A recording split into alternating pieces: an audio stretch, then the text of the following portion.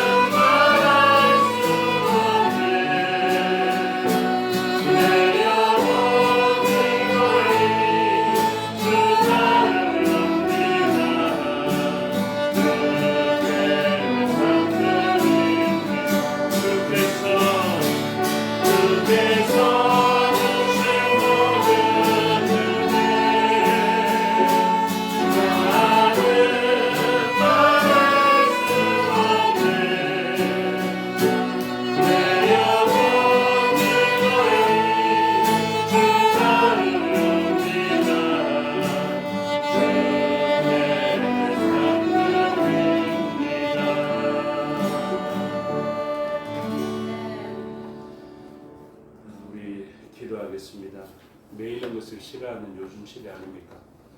그런데 하나님께서는 주의 사랑에 우리를 메워 놓기를 원하십니다. 우리는 그 매임에 기꺼이 우리의 삶 전체를 드리기를 소원해야 하겠습니다. 그 매임은 우리를 속박하고 우리를 제한하는 것이 아니라 우리를 자유롭게 하는 그 연의 줄과 같은 마음껏 비상하게 만드는 우리를 유익하게 하는 매임이기 때문입니다. 이 시간 하나님께 기도하면서 하나님, 저희가 해방의 때를 꿈꾸고 매이기를 싫어하는 시대를 살아가고 있지만 오직 주님의 사랑에는 매이기를 원하고 하나님의 언약에는 매이기를 원합니다. 언약 밖으로 나가지 않게 해주시고 사랑 밖으로 나가지 않을 수 있도록 우리를 붙들어 달라고 기도하시겠습니다. 다 같이 기도하시겠습니다.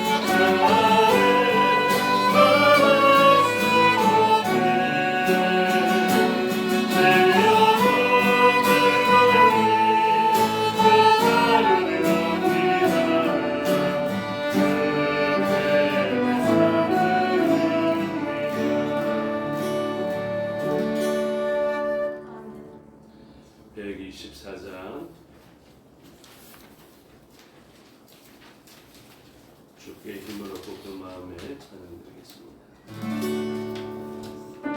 Yeah.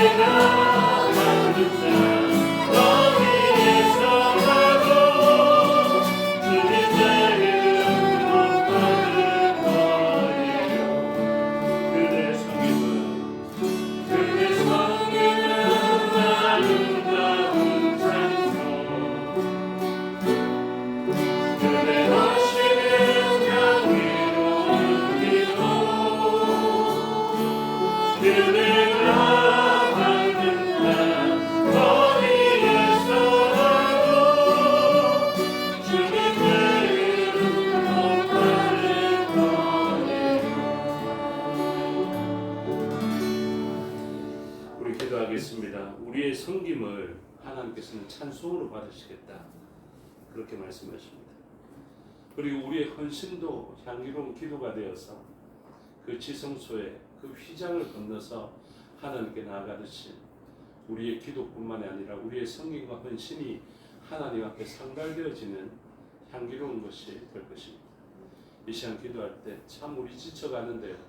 우리의 모든 성김과 헌신이 하나님의 그 지성소, 지극히 거룩한 하나님의 보좌로 나아간다는 것을 다시 한번 인정하며 이 땅에서의 수고가 그칠 때까지 하나님 앞에 충성을 다하기라 결단하면서 기도하면 좋겠습니다.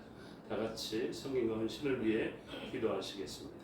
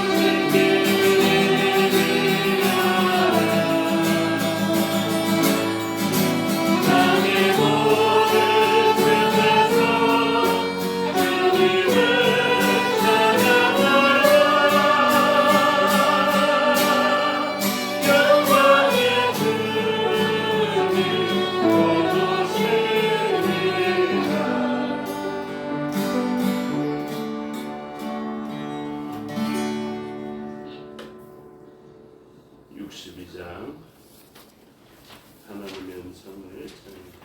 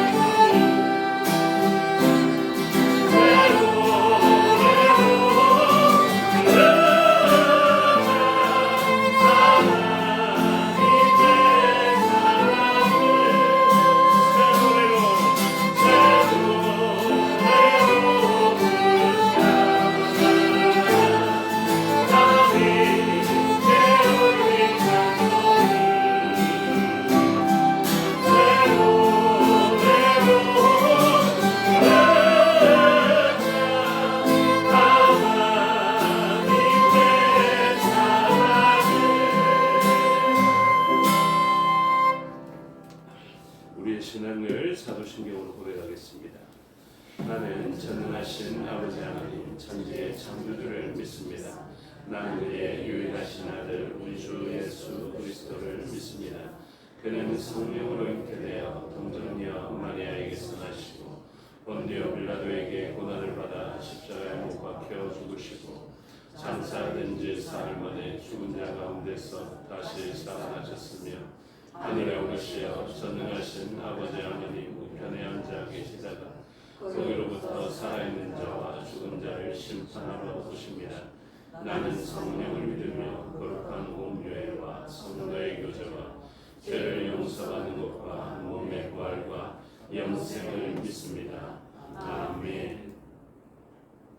찬송가 384장 찬송 드리겠습니다.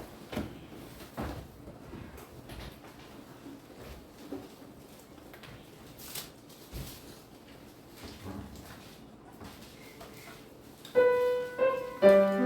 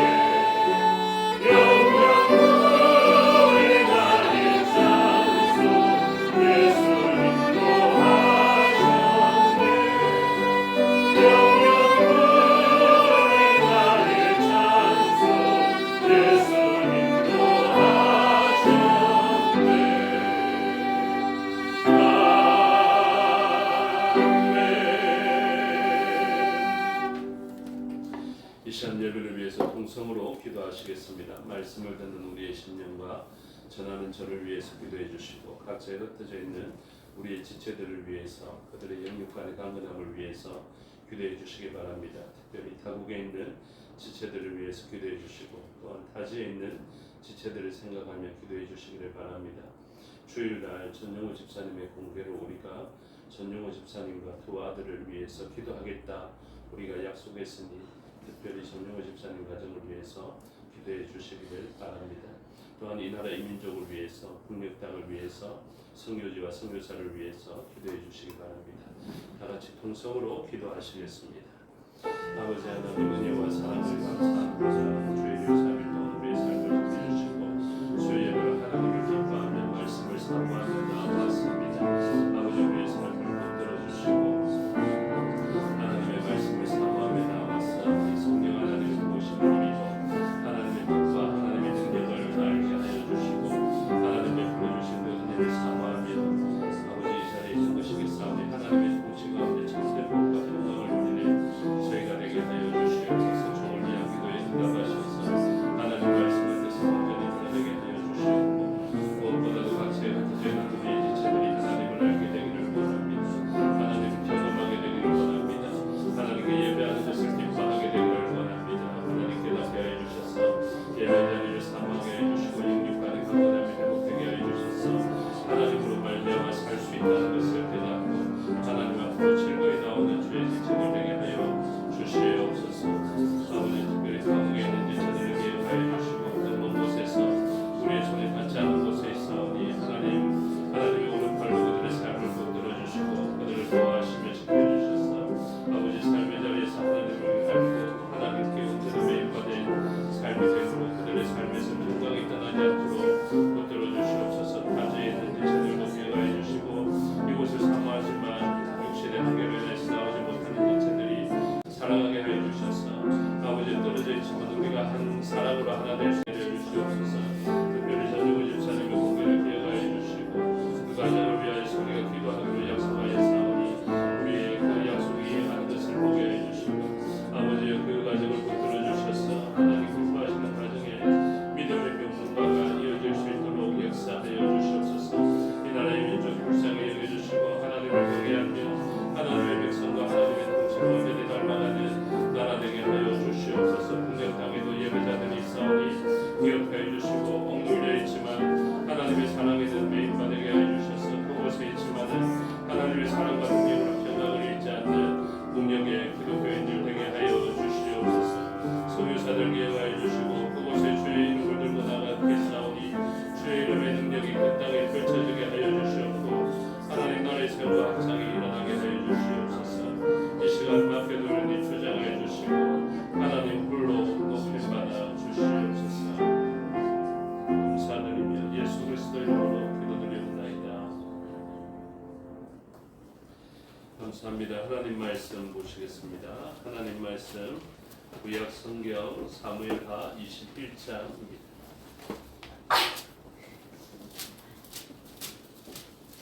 사무엘하 21장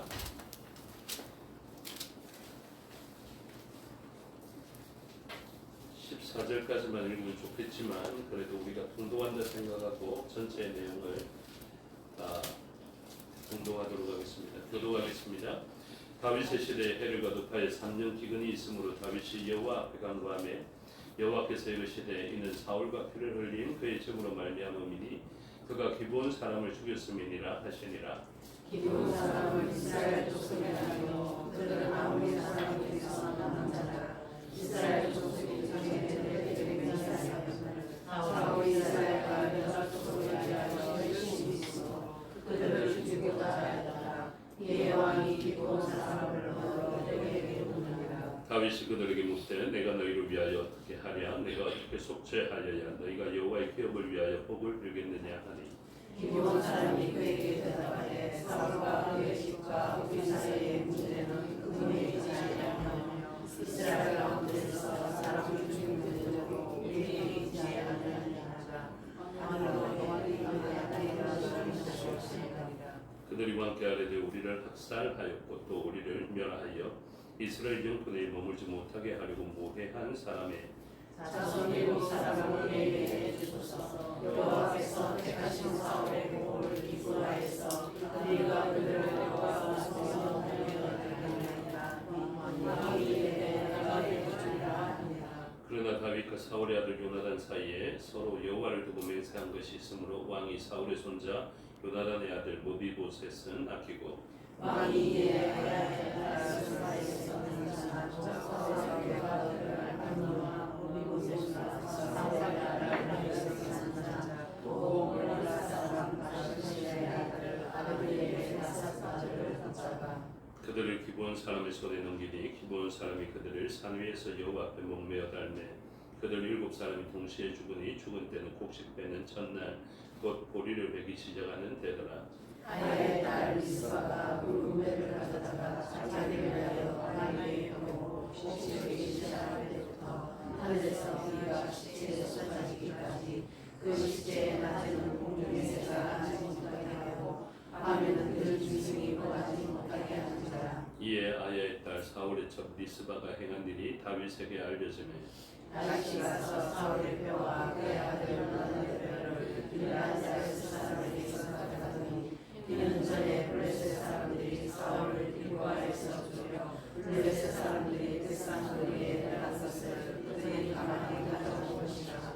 다윗이 그곳에서 사울의 뼈와 그의 아들 요나단의 뼈를 가지고 올라오매 사람들이 그 달려 죽은 자들의 뼈를 거두어다가 사울과 그의 아들 요나단의 뼈와 함께 베냐민 라마스에서 그의 아버지 기스의 묘에 장사하되 모두 왕의 명을 따라 행하니라. 그 후에 하나님이 그 땅을 위한 기도를 들으시니라.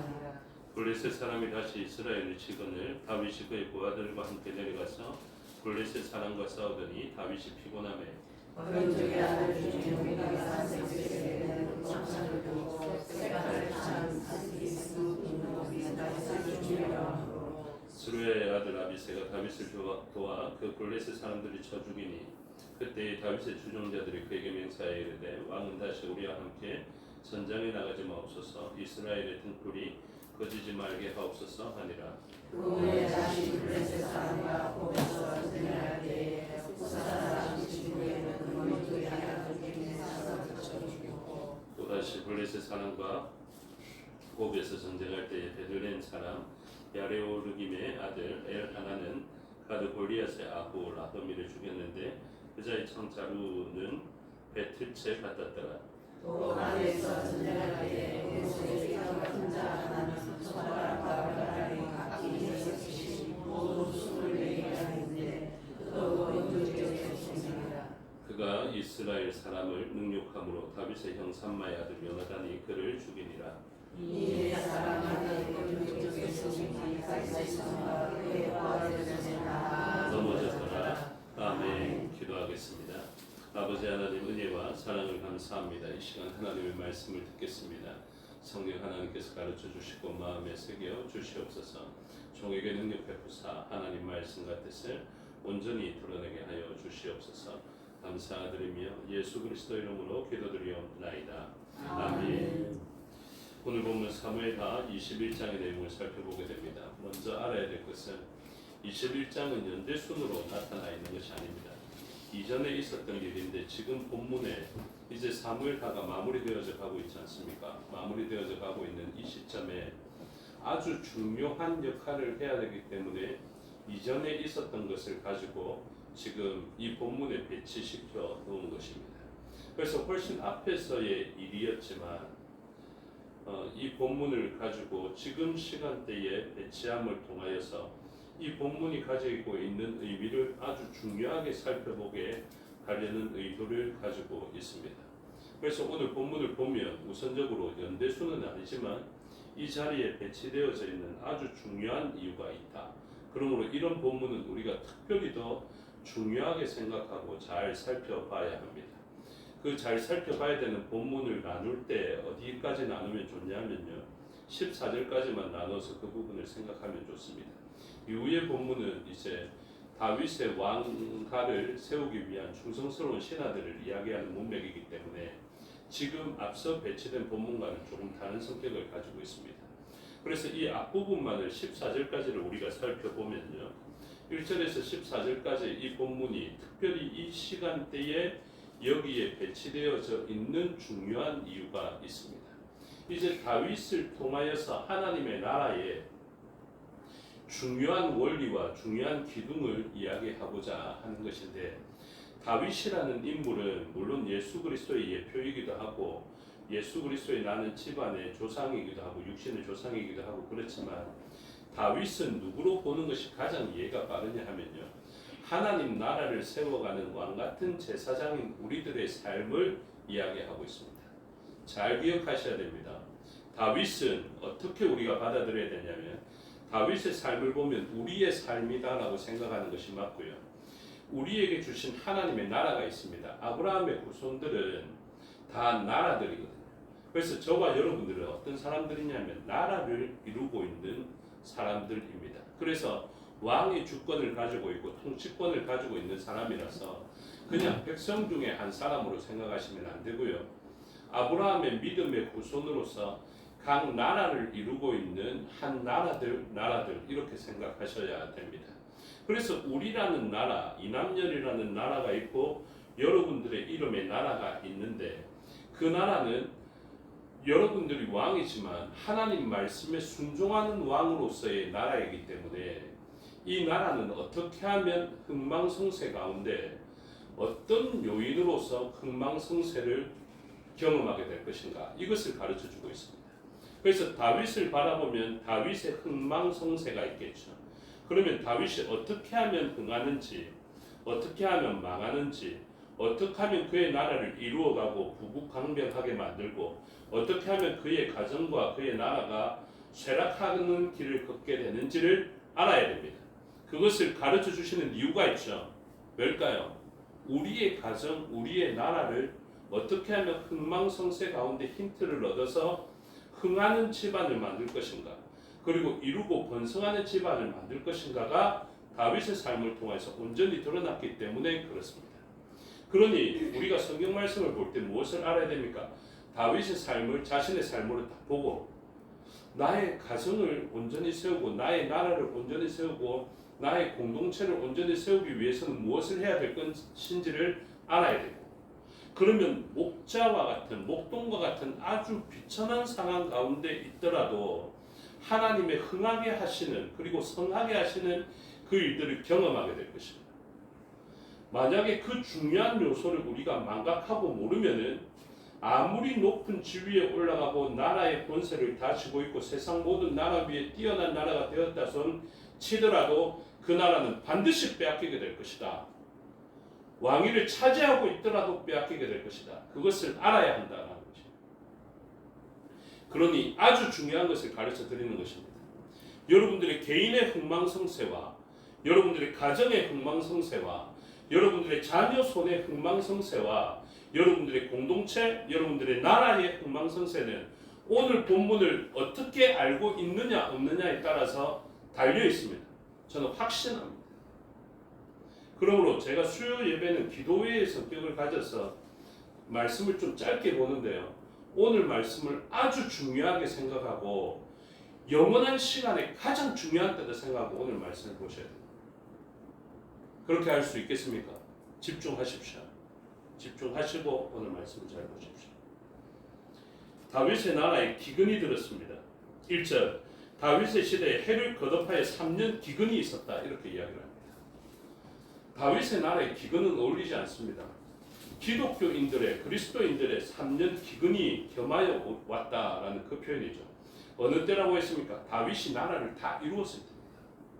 다윗이 흥하여 있는 그때입니다. 그런데 그때에 기근을 만납니다. 이 기근을 뭐라고 표현하냐면 신학적으로 사울의 부정물을 다윗이 맞았다, 이렇게 표현합니다. 무슨 말입니까? 사울의 나쁜 영향이 다윗이 통치하는 그 시대에까지 영향을 미쳐서 다윗의 시대에 아픔을 경험하게 되었다, 이 표현입니다. 그래서 과연 무엇 때문에 앞선 세대의 일들로 말미암아 다윗의 세대까지 이 구정물이 튀어지게 되었느냐. 그리고 이후에 보면 자녀들이 다 죽습니다. 그렇죠? 사울의 집안의 아이들이 죽지 않습니까? 자녀 손을 이어서 그 대를 말아먹는 일들이 일어났습니다.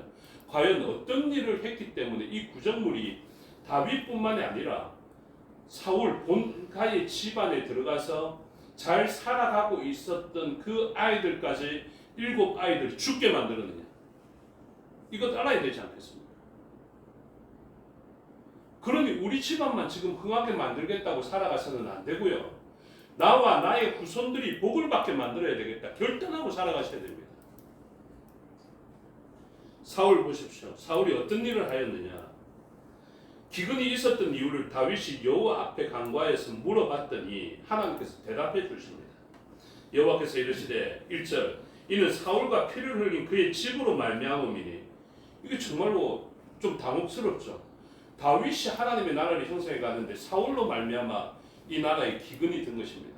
다윗은 억울하겠지만 왜 그렇습니까? 이 나라는 하나님의 나라이기 때문에 그렇습니다. 그래서 나라에서도 질문하는 것이죠. 어떤 지도자가 좋은 지도자냐? 이것을 물어보고 있는 것입니다.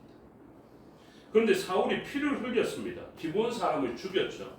기브온 사람은 굳이 말하지 않아도 여러분들이 여호수아서를 통해서 아셔야 됩니다. 아모리 족속 히위 족속이었지만 그 이스라엘 사람들의 전쟁에 승리하는 것을 보고 우리가 맞섰다가는 죽겠다 싶어서 힘이 있었지만 그들과 화친을 맺으러 속이어서 들어왔던 사람이죠. 그런데 속아서 화친을 맺었지만 어떤 관계 속에 들어갔습니까? 언약 관계 속에. 따라합시다. 언약 관계. 언약 관계가 중요합니다.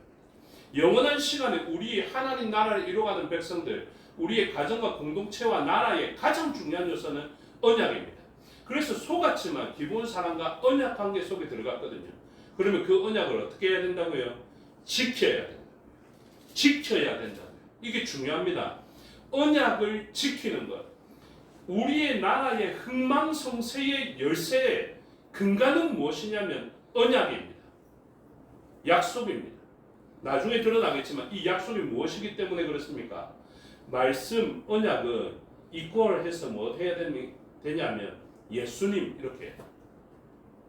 그래서 언약, 말씀, 율례, 계명은 예수님과 일치하기 때문에 이 언약, 특별히 버리트라고 이야기하고 있는 언약은 곧 예수님과 직접적으로 연결되는 것이기 때문에 언약을 아주 중요하게 생각해야 됩니다. 그러면 이 기본 사람들과 화친의 언약을, 평화의 언약을 맺었고 화가 났지만은 그들을 살려놓았고 그래서 그들에게 징계적으로 물 빚는 자와 나무 패는 자를 시켰습니다. 그렇죠? 그들은 힘이 있어서 전쟁에 나가면은 사실 이스라엘을 모반하고 그들을 제압할 수 있는 힘이 있었지만 약속으로 말미암아 물 빚는 자와 나무 패는 자가 되기로 언약 안에서 결정되어져 있다. 그러면 그들도 살아갈 때 어떻게 해야 합니까? 힘을 쓰는 것이 아니라 나무와 물 깃는 데에만 힘을 집중해야 되겠죠. 그렇게 살아갔던 사람인데 이 사람들을 어떻게 합니까? 사울이 죽였습니다. 그래서 이 사울이 왜 죽였는가를 다른 본문에서는 이야기 안 하는데 오늘 본문에서만 딱 이야기합니다. 2절에 중반절에 보면 그들에게 맹세하였거늘 맹세했음에도 불구하고 여러분 저와 여러분들도 삶의 자리에서 약속 많이 합니다. 약속을 아주 중요하게 생각하십시오. 맹세하였거늘 사울이 이스라엘과 유다 족속을 위하여 열심히 있으므로 그들이 죽이고자 하였더라 이렇게 되어져 있습니다. 그래서 이 죽인 모습이 5절에 설명되는데요. 그들이 다윗과 함께 이르되 우리를 학살하였고 또 우리를 멸하였다라고 이야기를 합니다. 그래서 사울이 약속이 있었음에도 불구하고 기브온 사람들을 학살하고 멸하려는 시도를 했다라는 것을 이야기하는데 그의 근본적인 이유가 어디에 있습니까? 이스라엘과 유다 족속을 위하여 열심히 있었다. 여러분 이 함정을 조심하셔야 됩니다. 기브온 사람들이 죽이고자 하는 것이 어떤 결단이었다는 것입니까? 정치적 결단이었다. 무엇을 위해서? 내가 이스라엘과 유다를 위하여서 이 일을 해주겠다라고 이야기했죠. 그 말은 무엇입니까? 기브온 사람들이 이스라엘과 유다 족속이 볼 때는 거짓으로 약속을 맺었는데 저 사람들의 세력과 힘을 보니까 위협을 당하는 것 같으니까 저 사람 우리들한테 안 보이게 해주십시오. 이런 요청을 했다는 것이죠. 왜냐하면 가나안 족속은 강해 보이니까. 나라의 위협이 되는 것입니다. 예를 들어서 우리나라가 인구가 좀 줄어들어서 약속을 맺어서 그 외부인 사람들이 들여왔는데요. 이 사람들이 너무 강력하고 번성함이 심한 것이죠. 그래서 그 사람들을 내버려뒀더니 자기 나라의 위협이 되는 것입니다. 대한민국 다 집어삼키겠다. 우리도 그런 말 하잖아요. 그렇죠? 그런 것처럼 이 사람들에 의해서 이스라엘 사람들과 유다 사람들이 위협감을 느끼고 사울에게 청원을 하는 것입니다. 좀 죽여주십시오. 수를 좀 줄여주십시오. 저 사람 세졌다가는 우리 진짜 메뚜기 같은 우리들 저 사람들한테 다 죽습니다. 저 사람들이 지금 나무 패는 것과 물 깃는 것에 힘을 쓰지만 저 사람들 속에 무기가 들려지면 우리 다 죽습니다. 이렇게 됐겠죠. 여러분 지도자들에게 그런 요청하려고 꿈도 꾸지 마십시오. 하나님의 약속은 그들을 건사해 주라라고 약속이 되어져 있는데 우리들의 정치적 유불리를 따라서 그 사람들에 대해서 불리한 결정을 한다. 그래서 사울은 이렇게 했죠. 내가 전에 여러분들을 위해서 기본 사람들 죽여줬지 않습니까? 나 그 정도로 여러분들이 열심히 있는 사람입니다. 그래서 그 열심으로 언약을 저버리고 정치적 결단을 했다. 그것으로 나라가 언제든 세워질 것 같습니까? 안 그렇습니다. 마음에 새기십시오. 아무리 내가 유리한 것 같아서 약속을 저버리는 일이 있는데 이 일들은 자신에게 결단코 유익하지 않습니다. 약속을 저버리지 마십시오. 약속을 기억하십시오. 지금 생각해보니까 약속을 깨는 것이 나한테 절대적으로 유리하다 판단하더라도 약속을 깨지 마십시오. 약속 깨면요 한 유행어처럼 이러다가 다 죽습니다. 다 죽습니다.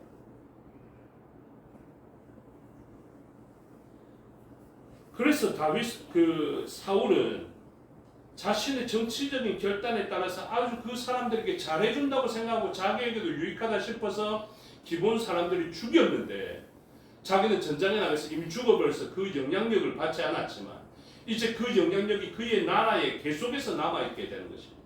그의 공동체에 그대로 남아있게 되는 것입니다. 우리가 한순간도 약속을 어기지 말고 살아가야 되는 이유가 거기에 있습니다. 우리가 그 약속 어긴 것에 악영향을 충분히 다 받지 못하더라도 그 약속을 어긴 것은 하나님께서 하나님의 나라의 속성을 드러내기 위하여서 반드시 대가를 치르게 하신다니까요. 그래서 이렇게 이야기를 합니다. 그 사람들은 이제 돈도 필요 없고 나는 이것을 해결할 만한 힘도 없다는 것을 이야기하지만 하나님은 그 기본 사람들에게 엄청난 능력이 있게 하시는 것입니다. 4절입니다. 기본 사람이 그에게 대답하되 사울과 그의 집과 우리 사이의 문제는 은금에 있지 아니하면 이거는 돈으로 해결되지 못한다. 언약을 어기면 돈으로 해결되지 못합니다. 이스라엘 가운데서 사람을 죽이는 문제도 우리에게 있지 아니하니이다. 나는 힘이 없고 능력이 없어서 죽여달라는 요청도 하지 못하는데 어떻게 합니까? 라고 이야기를 합니다. 그런데 하나님께서는 이들의 말을 들으라고 다윗을 감동시켜 주시고 하나님께서는 그들에게 복을 빌 수 있는 능력을 주셨습니다.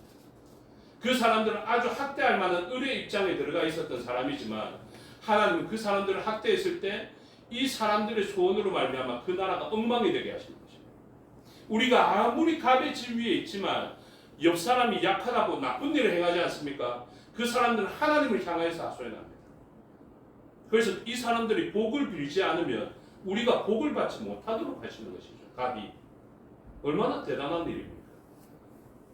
그래서 다윗이 요청합니다. 이 사람들은 힘이 없어 보였던 사람이지만 다윗은 어떻게 해야 너희들이 우리를 위하여서 복을 빌 것인가를 물어보면서 어떤 요청을 하는지를 알고 싶다 이렇게 이야기를 합니다.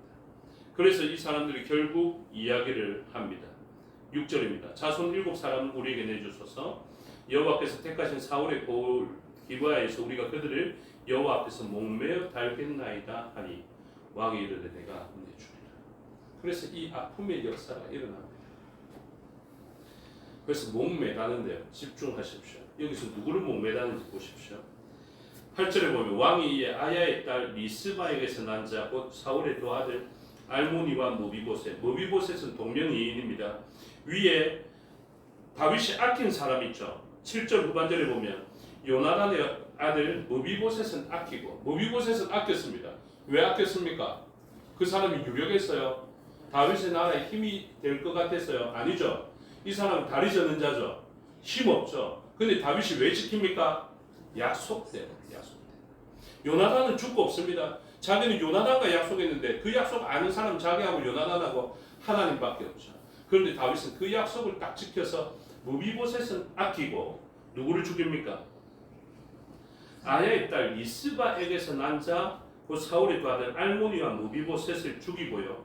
멜랍에게서 난 자 모올라 사람 바르실레의 아들 아드리엘의 5 아들을 붙잡습니다. 그런데 여기서 보십시오. 누가 징계의 제물이 되는가를 잘 보셔야 됩니다. 누가 되는 것 같습니까? 이 사람들 영문도 없이 죽는 것 같죠. 근데 영문이 있습니다. 보십시오. 이 리스바가 누구냐 하면요. 이 리스바는 전에 기억나실지 모르겠지만 아브넬과 통관한 사람입니다.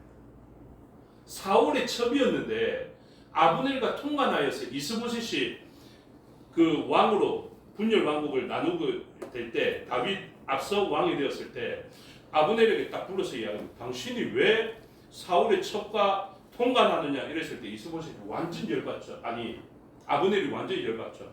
내가 옛날 표현으로 내가 개대강이냐 내가 개머리냐 이것입니다.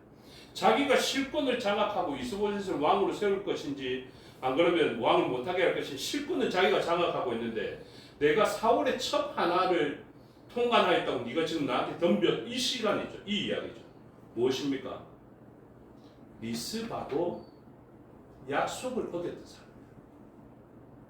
무슨 약속입니까? 자기가 사울의 첩이지 않습니까? 그러면 사울과의 관계 속에서 약속을 지키는 신실한 사람이 돼야 되죠. 근데 누가 통관했다고요? 아브넬과 통관했다. 이런 사람이었습니다. 그래서 그 약속의 관계를 깨뜨린 사람의 후손이 죽음의 제물로 나타나게 되는 것입니다. 그 다음에 멜압은 누구입니까? 멜압은 사울의 장녀입니다. 그렇죠? 첫 번째 누구에게 시집 보내기로 했습니까? 다윗에게 주기로 약속돼 있던 사람이죠. 근데 그 약속을 어기고 아드리엘에게 준 것입니다. 그리고 5 아들 놓고 잘 살아가고 있었던 것 같지만 결국 이렇게 약속 어긴 자들의 삶이 박살이 나게 하시는 것입니다. 그러니 이 하나님 나라의 흥망성쇠와 개인과 나라의 흥망성쇠가 어디에 달려있냐면 언약에 있습니다. 거짓이 아닙니다. 시간은 없지만 제가 조금만 더 할게요. 오늘은 에스겔서 16장에 보면요. 에스겔서 16장입니다. 언약이 나오는데 하나님께서 언약을 어떤 사람에게 하냐면 정말로 볼품없는 사람이었지만 이 사람을 하나님의 신부감으로 약속해 줬다고요. 그런데 이 신부감이 누가 좋아졌냐면 이런 말씀까지 해서 죄송하지만 하체가 큰 애국 사람을 보고 음행하였다 이렇게 이야기를 합니다. 그러니 그 여인이 아주 메리트가 있었겠죠. 그래서 하나님과의 언약적 관계 속에 들어갔지만 이 사람이 음행한 것입니다. 그래서 언약을 다 깨뜨려요. 그래서 에스겔서의 배경 가운데 이 나라가 결국 느부갓네살에게 넘어갈 수밖에 없는 이유들이 나오는데 그 이유들을 설명하면서 아주 중요한 것을 언급합니다. 이 부분은 제가 읽어드릴게요. 에스겔서 17장 14절 이는 나라를 낮추어 스스로 서지 못하고 그 언약을 지켜야 능히 서게 할 것이다 하려 하였음 이거를 이렇게 표현합니다. 그래서 이 나라는 어떻게 한다고요? 지금 하나님께서 이 나라를 낮추는 이유가 무엇이냐면 너희가 낮아진 이유는 언약을 지키지 않았기 때문이다. 그러면 다시 서는 방법은 무엇입니까? 다시 언약을 지키는 것이다. 신약적으로 표현하면 너희가 지금 예수님을 배반했기 때문이고 너희가 다시 서는 방법은 예수님을 아는 방법이다 이렇게 설명할 수 있지만 그 시대에는 언약으로 나오게 됩니다. 그래서 나라를 낮추는 이유가 무엇이냐면 언약을 지켜야 선다라는 것을 가르쳐 주고자 했는데 이 사람들은 언약을 어기게 된 거죠. 그래서 아까 14절에 17장 14절에 언약을 지켜야 능히 서게 하려 하였음 이거를 이렇게 표현하고 그 다음 절 그가 사절을 애굽에 보내 말과 군대를 구함으로 바벨론 왕을 배반하였으니 형통하겠느냐? 이런 일을 행한 자가 피하겠느냐? 언약을 배반하고야 피하겠느냐? 이렇게 표현합니다. 그러니 아무리 유익한 일처럼 보이더라도 언약을 배반해서는 존재할 수 없다. 세상 나라는 약육강식으로 살아가겠지만 하나님의 나라는 오직 말씀, 오직 언약으로만 세워지고 확장되어지고 이것을 어기면 쇠락하고 파여진다는 것을 이야기합니다. 분명합니다. 영원한 진리가 바로 그것입니다. 말씀을 왜곡하거나 언약을 왜곡하거나 말씀을 지키지 않거나 언약을 지키지 않으면요, 우리는 다 죽어요. 그래서 부담되죠. 언약을 안 지킨 세월들이 많으니까. 그래서 여기 달려 죽은 이 사람들이 예표하고 있는 존재가 있죠. 우리의 나라가 결국은 언약을 지키지 못함으로 쇠하여지고 파멸되어지는 그때에 그 모든 파멸을 다 짊어지신 분이 누구냐면 언약의 주체자이신 말씀이신 예수 그리스도이십니다. 아멘이십니까? 이분이 우리의 모든 이렇게 아파야 할 고난들을, 그 언약적 불순종과 언약을 배반했던 그 아픔의 문제들을 예수 그리스도께서 친히 담당하신 것입니다. 그래서 여러분, 예배는 어떤 요소인 줄 아십니까? 우리가 예수님을 덧입는 시간입니다. 그렇죠? 우리가 찬양할 때도 마찬가지지만 가장 핵심이 되는 예배, 영과 진리로 예배 드린다 할 때 이 예배는 무엇이냐면요, 우리의 삶의 영역에, 나의 영역과 나의 나라에, 원래는 나의 자손들이 지금 7씩이나 다 죽어야 하는 그때인데 지금 이 순간에 누가 있다는 것입니까? 기본 사람들이 죽인 이 죄책을, 죄의 영향을 예수 그리스도가 영과 진리로, 성령 하나님의 능력으로 나의 삶에 있다는 것 아닙니까? 언약을 어겼던 그것을 대신 갚아줄 진리 대신 예수 그리스도가 영과 진리로서 푸념화가 있고 예수 그리스도가 있어서 그것이 부어지는 시간이 예배 아닙니까? 여러분, 예배가 왜 생명인 줄 아십니까? 이것 없으면 우리가 죽기 때문에 예배가 생명입니다. 그래서 지금 이 시간에 우리가 와, 하나님 너무하시네, 이 아들 끝까지 뒤끝 있으시네, 그 다 몸 매달아 죽으려 나무에 달린 자마다 하나님의 저주를 받아요. 그러니까 이 저주가 우리에게 사실은 맞닥뜨려야 되는 현실이거든요. 그래서 우리의 나라는 흥할 수 없습니다. 왜요? 약속을 어겼으니까. 우리 나라는 성할 수 없습니다. 쇠할 수밖에 없습니다. 그런데 하나님께서는 우리의 죄의 대가를 그 나무에 달린 자 예수 그리스도에 의해서 다 해결하시고 우리에게는 무엇을 요청하십니까? 영과 진리로 예배해라. 영과 진리로 예배해라. 너희들의 저주를 다 짊어질 나무에 달린 자가 없느냐? 그래서 너의 아들이 지금 매달려야 되느냐? 너의 아끼고 사랑하는 자녀들이 다 못 매달아 죽어야 되느냐? 이 사람들, 우리가 이야기하죠. 이 사람이 잘못한 거 아니냐고. 리스바가 잘못하고 메라비 잘못하고 사울이 잘못한 거 아니에요. 그래서 우리는 잘못 안 합니까? 우리는 약속 다 지킵니까? 아니잖아요.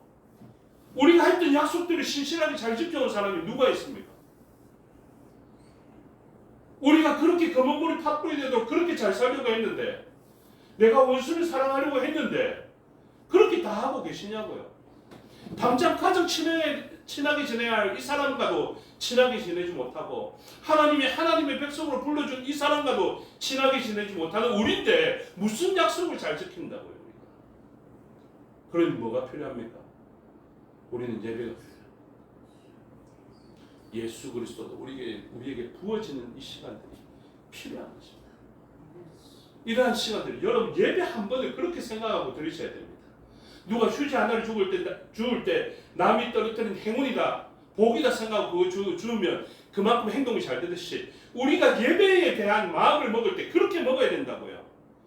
우리가 언약적 배반으로 결핍되어지고 잘못되어졌을 때 우리가 탐욕을 쫓아서 하나님의 약속을 이루어내지 못했던 삶을 우리가 살았다고 기도할 때마다 그렇게 고백하지 않습니까? 그렇죠? 그럼 무엇입니까? 살 수 있는 방법을 살아야 돼요. 그러므로 우리는 이 나무에 달린 자 예수 그리스도가 우리의 속죄 제물이었다라는 것을 기억해야 합니다. 그래서 다윗이 요청합니다. 어떻게 해야 우리가 속죄하겠느냐라고 이야기했을 때 속죄의 문제가 해결되자 결국 그 나라에는 기근이 그쳐지고 그때서야 하나님께서는 기도를 들으셨다라고 표현합니다. 오늘날 우리의 기도가 응답되어지는 이유가 무엇입니까? 예수 그리스도가 속죄의 제물이 되었기 때문이다라는 것을 기억하셔서 오늘 본문을 보고 공포에 빠져서 내 죽고 나도 내 아들 죽을 거야 이렇게 사는 것이 아니라 나도 예수님으로 살고 내 자녀들도 예수님으로 살게, 나는 신실하게 못 살았던 삶이 있었지만 예수님 의지하고 더욱더 내가 신실하게 살기로 결단하는 이 일로 말미암아 예수님에 의해서 사라지고 흥하고 성화해지는 저와 여러분의 나라와 그리고 모든 후손들이 되기를 주님의 이름으로 축복합니다. 기도하겠습니다. 아버지 하나님, 은혜와 사랑을 감사합니다. 설교할 수 없을 정도로 언약을 배반했던 삶이 저에게도 기억나지만 하나님의 말씀이기에 온전히 이 말씀을 전하였습니다. 수많이 어겨지는 그 약속 가운데에서도 여전히 우리는 하나님께 기도할 수 있고 기도의 응답들을 보게 됩니다. 그것은 우리의 죄 문제를 속죄해 주신 예수 그리스도의 그 보혈의 권능이 크기 때문인 줄 알게 됩니다. 하나님 예배를 통하여 기도를 통하여 말씀을 듣고 찬양하는 이런 은혜의 방편의 일들을 통하여서 예수 그리스도의 그 보혈의 공로가 우리에게 더딥혀지고 성령 하나님의 기름 부음이 우리에게 있겠사오니 더욱더 이러한 일들을 사모하는 저희가 되게 하여 주셔서 그 속죄의 능력 가운데 살아가게 하여 주시고 우리를 흥하게 하시는 하나님의 그 보혈의 공로와 성령 하나님의 기름 부으심이 우리와 우리의 후손들에게 가득하게 하여 주셔서 우리의 죄가 있었음에도 불구하고 흥하여지는 그 놀라운 신비가 우리의 삶의 자리에서 펼쳐지게 하여 주셔서 우리를 통한 하나님의 나라는 견고하게 세워지고 확장되어지게 하여 주시옵소서. 감사드리며 예수 그리스도 이름으로 기도드리옵나이다. 아멘. 주께서 가르쳐 주신 기도 드리겠습니다. 하늘에 계신 우리 아버지의 이름을 거룩하게 하시며 아버지의 나라가 오게 하시며 아버지의 뜻이 하늘에서와 같이 땅에서도 이루어지게 하소서. 오늘 우리에게 일용할 양식을 주시고 우리가 우리에게 잘못한 사람을 용서하여 준 것 같이 우리 죄를 용서하여 주시고 우리를 시험에 빠지지 않게 하시고 악에서 구하소서. 나라와 권능과 영광이 영원히 아버지의 것입니다. 아멘.